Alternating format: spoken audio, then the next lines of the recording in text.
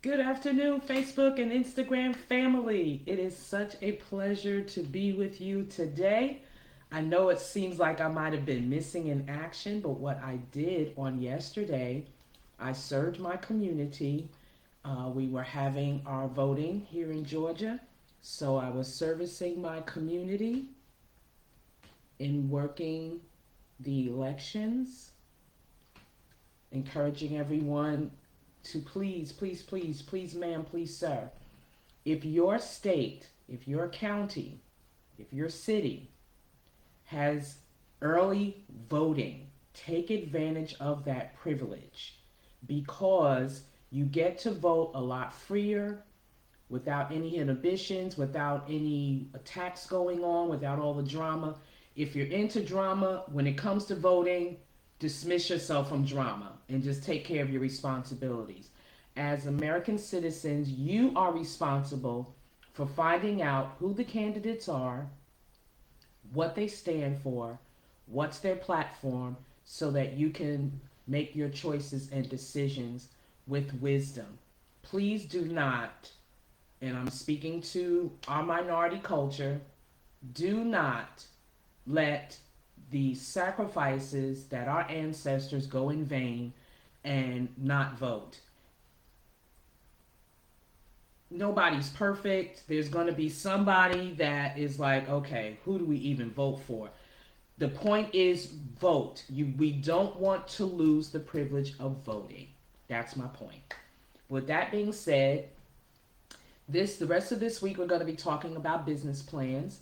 I have a staff that is fully ready and equipped to assist you in that area. You just go to Success Beyond Strategies, that's STRATEGZ.com, and put in your contact information, and we will be more than happy to get in touch with you, schedule a consultation, and get that going for you. And what caused me to reach out and step back into this particular uh, category, I should say.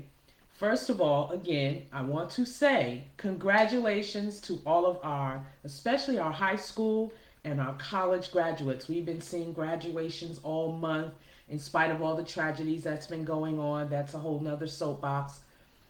But I just want to encourage our young people, always look at defining, and I'm speaking to parents as well, help your youth, your young adult, define their mission, vision, and purpose, their gifts, their talents, and their calling.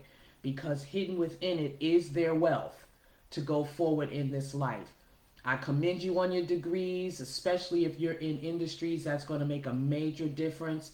Pursue them, put your blinders on, and make sure that you're staying focused on your purpose and your destiny for why you are in the field and industry that you have chosen to get a degree in, because you are a creative being. We were made by the Creator, so we are creative beings as His creation.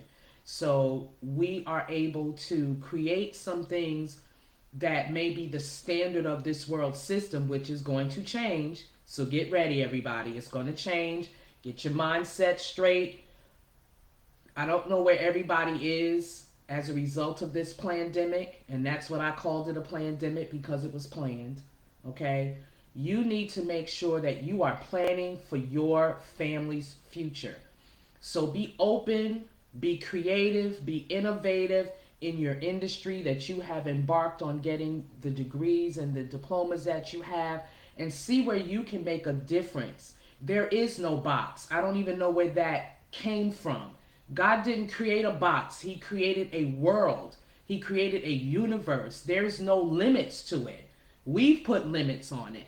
So I'm addressing our millennials, our young people, and even anyone of any age and maturity who have gotten your degree. You've gotten that degree for a specific purpose, and you need to find out what that purpose is outside of the norms of the systems, because the history of this nation was created on innovation, creativity, vision, um, plannings, just seeing beyond what's just in front of you, and don't limit your possibilities just because of what environment you may find yourself in. You can do anything that you set your heart and your mind to. And if it's good, it came from God. And if it came from God, he said that he that began a good work in you, he's going to bring it to completion. And you got to hold on to that, especially when challenges come in your businesses, in your organizations, in your ministries. You have to hold on. I don't know where you are spiritually, but understand you are going to have that come to Jesus meeting in your life, somewhere in your life. Okay? And at that particular time, you are going to come to that, what I call that prodigal son moment, and say, no, I was created for more than this. I was created for better than this. So you need to step up to the plate, find out what your vision, mission, and purpose is, find out what your gifts, your talents, and your calling, and walk in it with the fullest extent and the full assurance of knowing that God is with you. He'll never leave you or forsake you. If he brought you this far, if you've gotten a degree on any level, whether it's your BA, your associates, your BA, your master's, your PhD, you didn't work all that work for nothing. There's something greater for you to do, and you need to grab up the strength that God's given you, the fortitude, the boldness and the courage and the strength he's given you, and step out and do it. And when you come over obstacles, pretend that you're in a relay race and you're doing hurdles. Just leap over it, because you have the ability to leap over it. Because if you stay solution minded, if you stay problem solving mentally in that vein, God is going to give you the insight, the hindsight, and even the foresight of how to solve that problem, how to create that new um, cure, that new situation that will change the whole trajectory and change the way we do life. As some of you may have already heard me say, who'd have thought that you could just push buttons on the outside of your refrigerator to see what's on the inside of it without opening the door? That's innovation. That's creativity. That's doing something outside of the norm, outside of this proverbial box that mankind has created, because God didn't create a box. Okay? So step out of it. With that being said, business plan. You will not be successful without a plan. Even the Word of God encourages us. Have a plan. Write it down. Make it plain so that others, when they read your plan, they can run with it. They know what to do. They know where to be strategically placed with their gifts and talents and callings, that everybody is working at their maximum capacity. And this is how we become successful as an organization, as a company, as a ministry, as a business, just as people. We become successful when we work together. There is power in unity. You know why God had to come down and see what they were doing, making this tower in Babel? Because they had so much power that what they were building was actually possible because they were in unity. You want the people that serve with you in ministry, in business, in your company, in your organization. You want to make sure that everybody's on the same page with your vision, mission, and purpose. You want to make sure that everybody's on the same page when it comes to the end goal or the end result that you are looking for, the achievements that you want to make, the strides and the differences that you want to make with your business and your company. You want to make sure that you have that power of unity. And as everybody's working together, eliminate, I know it's what we do, but please eliminate and minimize all the gossip and the backbiting and all the crap that comes with companies and businesses and even in ministry. If everybody would just be focused on why you're there. Yes, it for some, it's a job. You may even be on a job now, even though you're developing a business, but you reap what you sow. If you give your best to that company, people will come and give you their best in your company. So keep that in mind. You reap what you sow. Be careful how you treat people, how you handle people, because you're going to need people to do what you're doing. And you want to make sure that you have sown enough seeds of respect and treating each other well, Even if you're not in a position quite yet to pay the salaries or the desired pay that you would like to pay, ask God to give you some perks that you can give to your employees and to your workers and those that are serving among you, so that they can stay enthused, so that they can stay connected to what you're doing, and then they won't feel like they're being abused and used and mishandled and mistreated.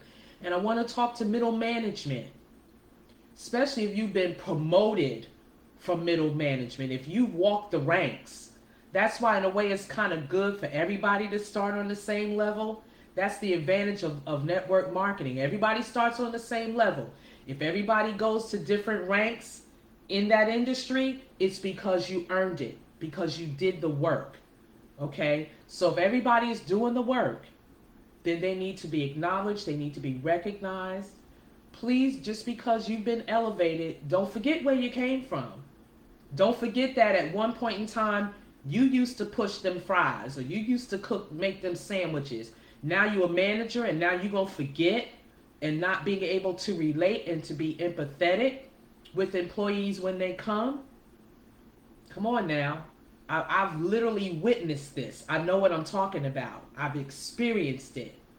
Where they, mid managers, they were nasty with the employees and the clients. It's like, really? Why are you even there? Apparently, you're not where you belong. You're not serving your gifts, talents, and your calling. You're not serving your mission, vision, and purpose. So examine yourself. If you're not where you want to be in your business, in your company, examine, what am I doing that's making a difference, that will make or cause people to want to come to work, to be glad to come to work. Even though I was in a challenging job at one time, I'm not going to mention the company, because companies have their own pressures of trying to meet quotas and standards, and making sure they're coming in good with competition, that they just they just dog their employees. I'm just gonna call it what it is, okay? But what the employees came together and did, so that it would pick up morale, we would have different theme days, especially if you're a little bit comfortable for Fridays. And I'm dating myself here because the whole workforce is changing. We're going to talk about that as well. But whether your people are working virtually, or whether they're hybrid, where they're coming in a couple of days during the week and working from home, give some incentive to make them want to stay with you, because you can lose employees that way too. Just because you're hybrid, or you're virtual and people working from home, do something for your employees to say thank you. It could be something little, it could be something big, whatever place you are in your company where you can do certain things. Do that, because I know we're getting ready to go into some really massive, massive changes, and I want to encourage everyone that's listening to the sound of my voice. As changes come in our nation and globally, ask God to give you the insight, hindsight, and foresight as to what you need to do with your company, what you need to do with your business, what you need to do with your organization, what you need to do with your ministry, what you need to do with what He is giving you in your hand. Because He is not going to leave you void. He is going to accomplish the good work He began in you. But you have to be flexible to make changes. Don't be afraid of change. I always said change is good, because it leaves behind something that needs to stop or that needs to end, and it opens the doors to new innovative ways of doing things, a far more excellent way of doing things, so that you can keep up with the movement of the world. For those of us that do know the world of God, the Word of God, you know what's coming. You know the book of Revelations. It's not a spooky book. It's to reveal to you what's coming. So prepare yourself. Just like Noah built an ark, nobody saw it was raining. They didn't know what rain was. But he kept telling them the same message. Get ready, repent, get yourselves together. When the ark was finished, and the rain came, guess what? They was left out the boat. Don't be left out the boat. Be creative, be innovative with your business, with your ministries, with your companies, with your organizations, so that as trends change, as methods change, as systems change, you can adapt your business to these changes where you can continue to be the answer. If your business is not an answer, if your business is not a solution to a problem, if your business is not bringing the answers to the challenges, then don't know how long you're going to be able to stand. But if you're always solving a problem, if you're always bringing solutions, bringing innovation, bringing a far more excellent way of doing things, your business will always thrive. Always thrive, because businesses thrive by solving problems and being innovative, being creative. Focus on being trendsetters. You have every opportunity to change how things are going, to change the way systems are running. When you can prove that this is a better way of doing it and have the proof in that it works. And that's basically all the I'm saying. All what I'm saying is this is the foundational things that you need to consider when putting together a business plan. Those are the things that you need to sit down and say, okay, God gave me this product, God gave me this service. We've talked about setting up your ideal client. Who are they? Identifying them.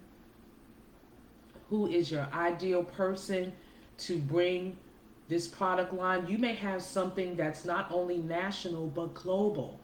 So expand your mentality about, yes, I want to reach my community, because those that bless home first grows. Okay, so don't forget home.